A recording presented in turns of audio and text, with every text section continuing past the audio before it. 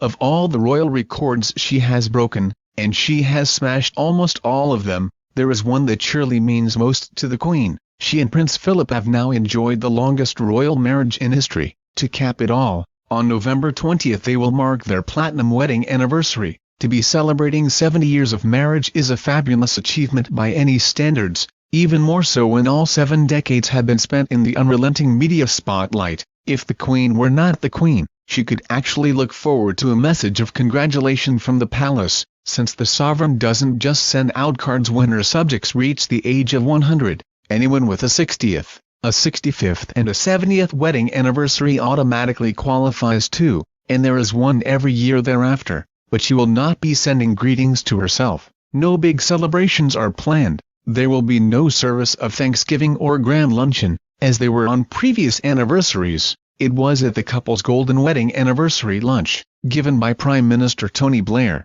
that the Queen delivered one of her most famous remarks, paying tribute to an uncharacteristically bashful Prince Philip. She thanked him for being her strength and stay. At another golden wedding lunch, he observed that the secret to every happy marriage is tolerance.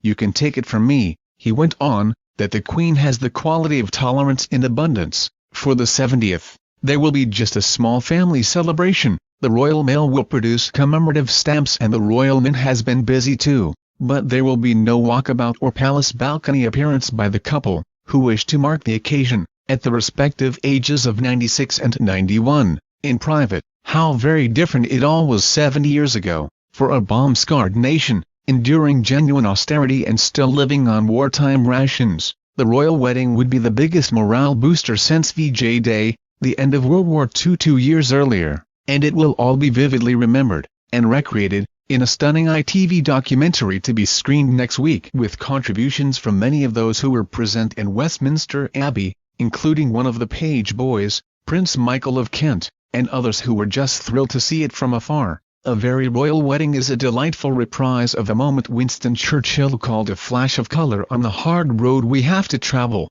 The presenter, Alexander Armstrong, revisits everything, from the ring and the cake to the making of the dress, while celebrities including Dame Joan Collins, Sheila Hancock and Jilly Cooper remember the impact of the occasion on a country that was still dusting itself down after years of horror and mess. Indeed, what comes through loud and clear from the start is people's simple, heartfelt yearning for a spot of glamour, and that is exactly what the 21-year-old princess and her gallant sailor beau were giving them. Hollywood comes to London, is how Joan Collins puts it.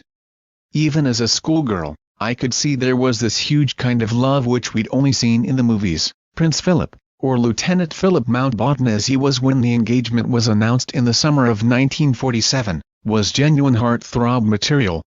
Suddenly this gorgeous naval officer turned up, says Jilly Cooper.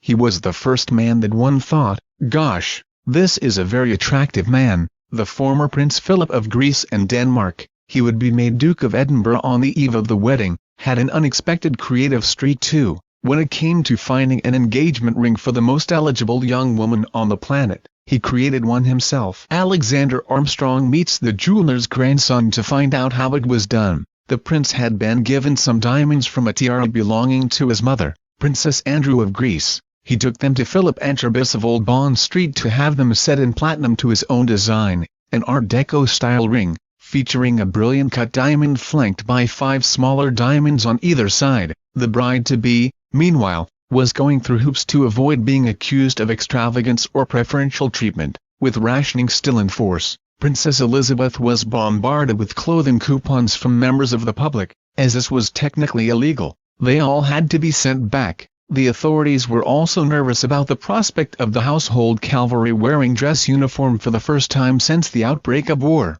Might it not be a bit, well, showy? There were even parliamentary questions about the provenance of the silk in the royal dress. Were the silkworms not Japanese, and thus enemy silkworms? The historian Lady Antonia Fraser recalls the sense of relief when they turned out to hail from China instead. But what all these naysayers had overlooked was that Britain was crying out for a spectacular celebration to do justice to this true fairy tale. They wanted their princess to look like a proper princess and Britain to feel proud, never mind if it cost a few quid. I can't imagine anybody was miserable enough to say she should wed in her ATS Auxiliary Territorial Service uniform, says Sheila Hancock.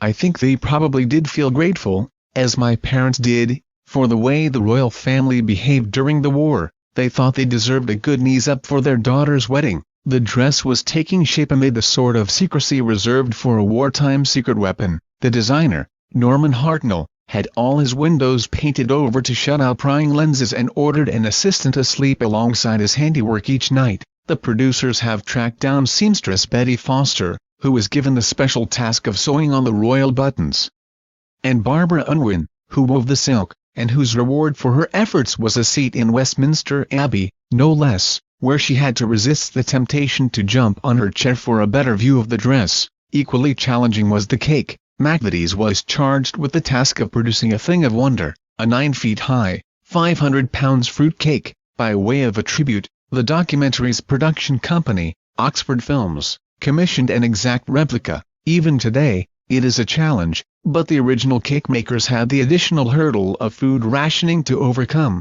Back in 1947, all the ingredients were in short supply. Step forward. The Commonwealth, old friends and allies soon came to the rescue. There was flour from Canada, butter from New Zealand, sugar from Barbados, rum from Jamaica, but the real stars were the Girl Guides of Australia, who pooled their pocket money to provide the requisite sugar, crystallized fruit, spices and other ingredients. These were shipped from around the world to the McVitie's North London factory. Finally, the whole 4-story monster was iced with exquisite, almost baroque, detail, right down to sugared emblems and armorial bearings. 70 years later, the old soldiers of the Royal Hospital, Chelsea, are happy to eat the finished cake, though it is a nervous moment as Armstrong watches the cake makers slot the top tier of 4 in place. Today's chefs have a hydraulic lift to help. Back then, it all had to be done with stepladders. The wedding gifts, 2,583 Albanian leks of them, were a fabulous assortment, ranging from dazzling diamonds to a very sensible pair of Pyrex dishes. Some, such as the piece of cloth that Mahatma Gandhi had woven himself, are well known, but many came from ordinary well-wishers. A washing machine from the people of Royal Leamington Spa, a potato peeler from a Mr. and Mrs. Kavanagh. Certainly the bride would never be short of that rarest of wartime luxuries, stockings. She received 148 pairs. Armstrong's own favorite is the slightly inappropriate choice of the Reverend Robert and Mrs. Hyde, a bath sponge. As the guests descended on London, the partying began. The Queen's friend Lady Myra Butter recalls a pre-wedding ball at Buckingham Palace where the King led the conga and the Queen of the Netherlands felt obliged to join in. Moments later, she caught her toe and over she went. If there's a conga line,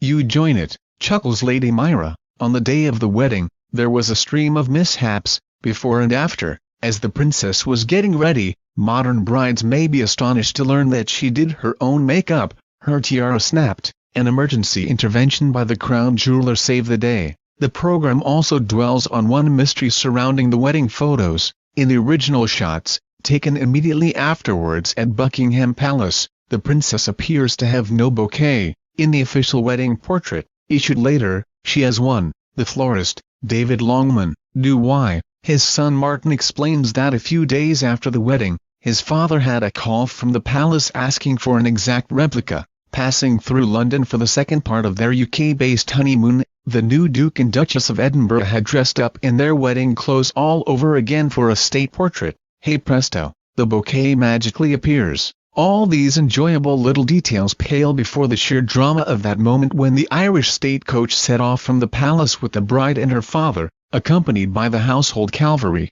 Early color film shows how the starburst of pageantry contrasts brilliantly with the relentless grayness of London. While the public seemed to be dressed entirely in brown and khaki, the bridal procession is a riot of red, gold and silver, with the bride, in stunning white, at the center of it all. Watching the footage again, Prince Michael of Kent is mesmerized and somewhat amused to see grainy signed footage of his 5-year-old self tearing down a palace corridor. He was one of